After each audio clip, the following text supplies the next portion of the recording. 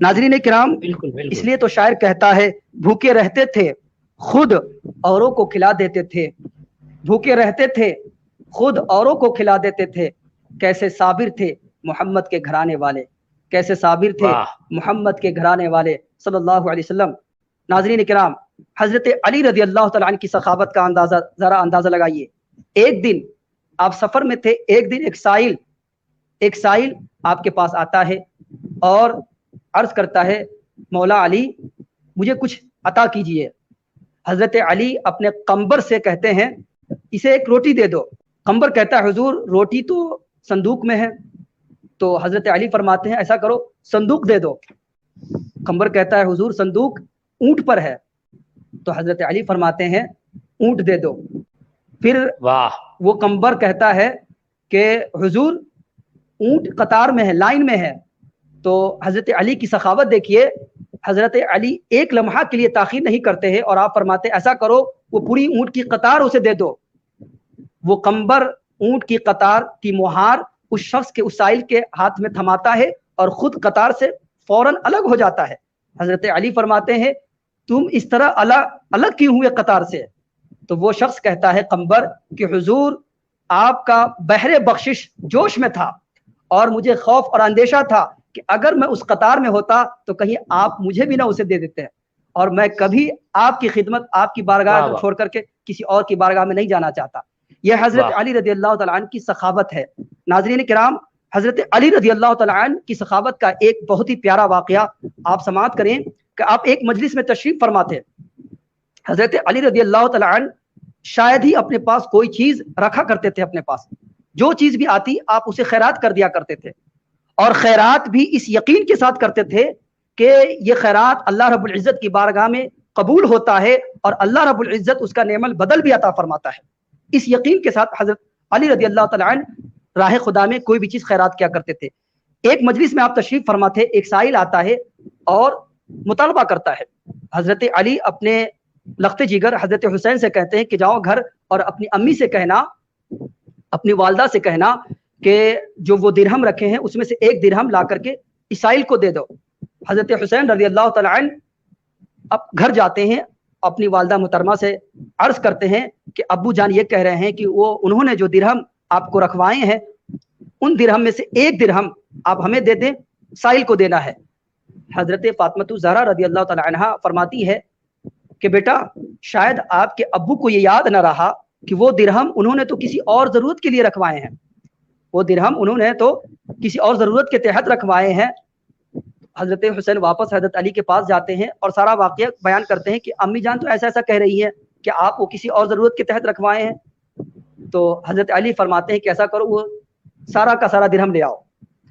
وہ 6 درہم تھے۔ حضرت حسین گھر جاتے ہیں اور سارا کا سارا درہم لے کر آتے ہیں اور حضرت علی فرماتے ہیں کہ یہ 6 کے 6 درہم اس سائل کو دے دو۔ 6 کے 6 درہم تھے، اس سائل کو دے دیا، واپس نہیں لوٹایا۔ وہ درہم کسی اور ضرورت کے لیے حضرت علی رکھے ہوئے تھے، لیکن چونکہ سائل آیا تھا آپ کی بارگاہ میں، مطالبہ کر رہا تھا، تو حضرت علی کو گوارا نہ ہوا کہ آپ کی بارگاہ سے کوئی سائل خالی ہاتھ چلا جائے۔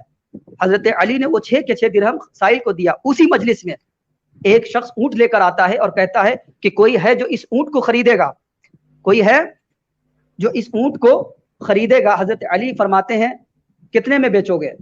تو کہتا ہے کہ 140 درہم میں۔ حضرت علی رضی اللہ تعالیٰ عنہ کہتے ایسا کرو اس اونٹ کو یہاں باندھ دو، پیسہ میں بعد میں دے دیتا ہوں۔ اسی اونٹ کو وہ شخص وہاں باندھ دیتا ہے۔ پھر ایک شخص اور آتا ہے اور پوچھتا ہے یہ اونٹ کس کا ہے؟ حضرت علی رضی اللہ تعالیٰ عنہ فرماتے یہ میرا اونٹ ہے۔ تو دوبارہ وہ شخص عرض کرتا ہے کہ آپ اس کو بیچیں گے؟ تو بولے ہاں میں بیچنا چاہتا ہوں۔ تو وہ شخص خود سے کہتا ہے کہ میں اسے 200 درہم میں خریدوں گا۔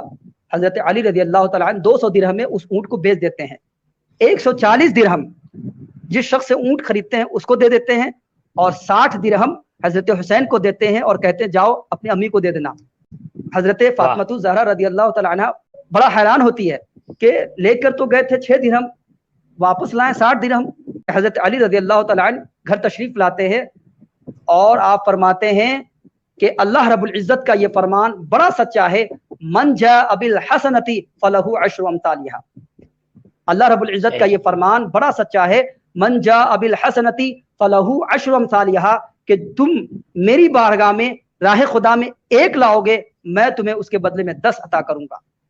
اے فاطمہ، ایک درہم کے بدلے میں اللہ رب العزت نے 10 درہم عطا فرمایا ہے، اور میں نے راہ خدا میں 6 درہم لٹا دیا ہے، اللہ رب العزت نے اس 6 درہم کے بدلے میں تمہیں 60 درہم عطا فرمایا ہے۔ تو یہ حضرت علی رضی اللہ تعالیٰ عنہ کی سخاوت اس یقین کے ساتھ ہوا کرتی تھی خیرات کہ اللہ رب العزت اس کا نعم البدل بھی عطا فرماتا ہے۔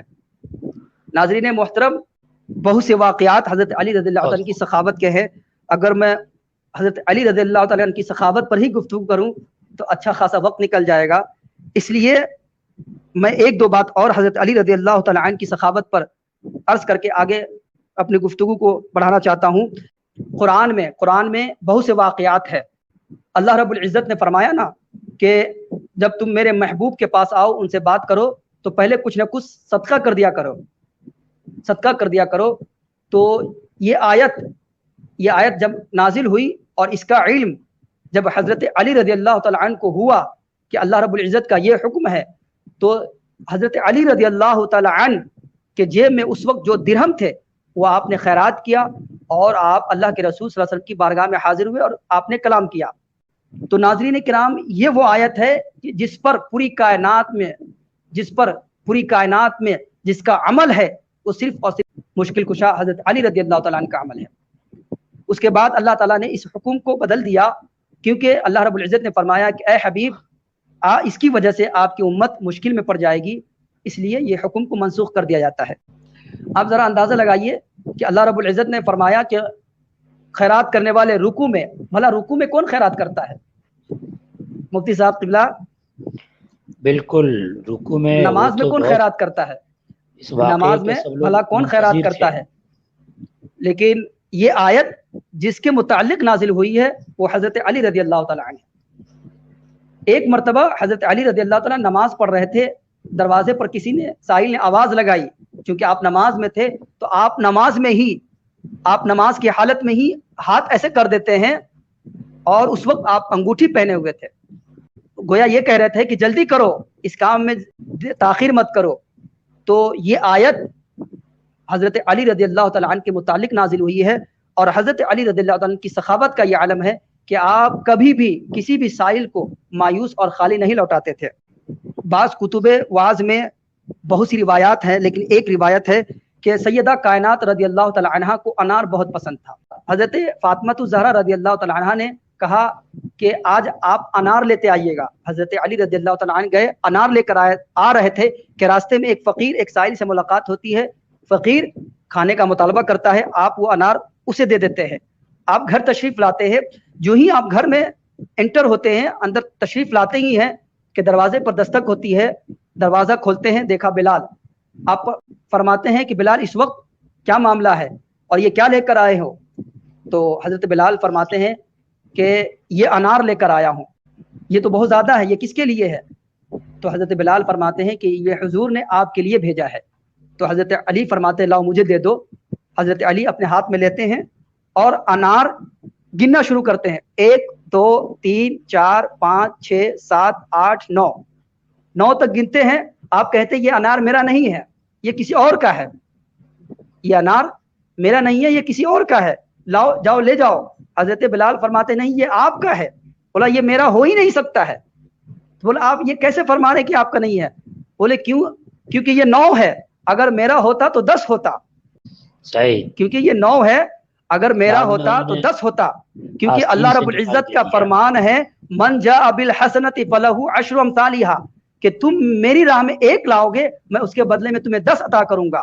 میں ابھی ایک انار اللہ کی راہ میں خیرات کر کے آیا ہوں، اگر یہ میرا ہوتا تو 10 ہوتا۔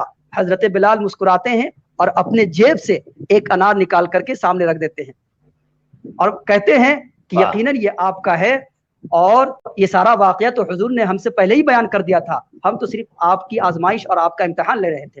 یہ حضرت علی رضی اللہ تعالیٰ عنہ کی سخاوت اور آپ کا یقین ہے۔